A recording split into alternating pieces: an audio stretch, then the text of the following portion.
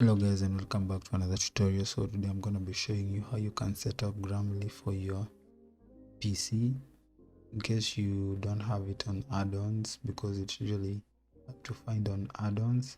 So if you search on Grammarly, you click on search, most of the time it doesn't show up, and you want to set up Grammarly for your machine. So what you're going to go is go to your browser, grammarly.com, then you just sign in with the account.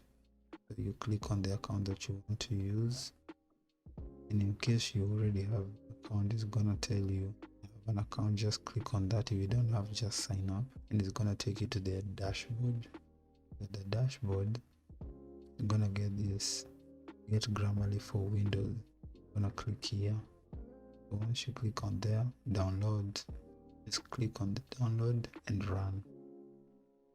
Once you run this setup, you're gonna open up.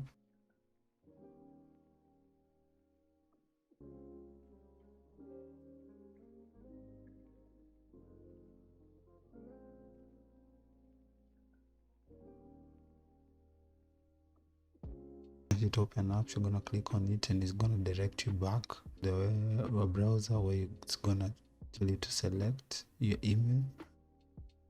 Once you've selected your email, I'm gonna click on continue, then click on allow it to open. Once you've clicked on allow it to open, the setup is going to be complete. Open Grammarly. You can go through this tour. I highly recommend you do it. Let's skip it. Just click on next. It's just a guide on how Grammarly is gonna work.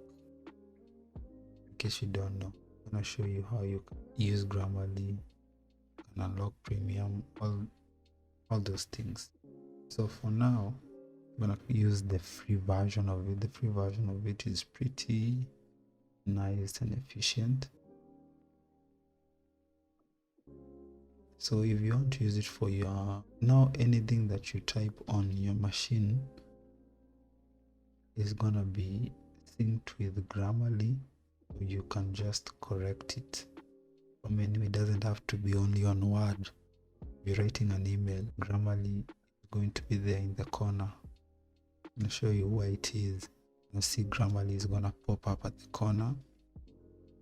So this can basically help you. As you can see, usually shows you the lines that have errors and how you can correct them, and whether you want to correct them or not. So that's basically how you set up Grammarly for your Windows 10 or 11 machine in 2023. Thank you, and see you in the next one.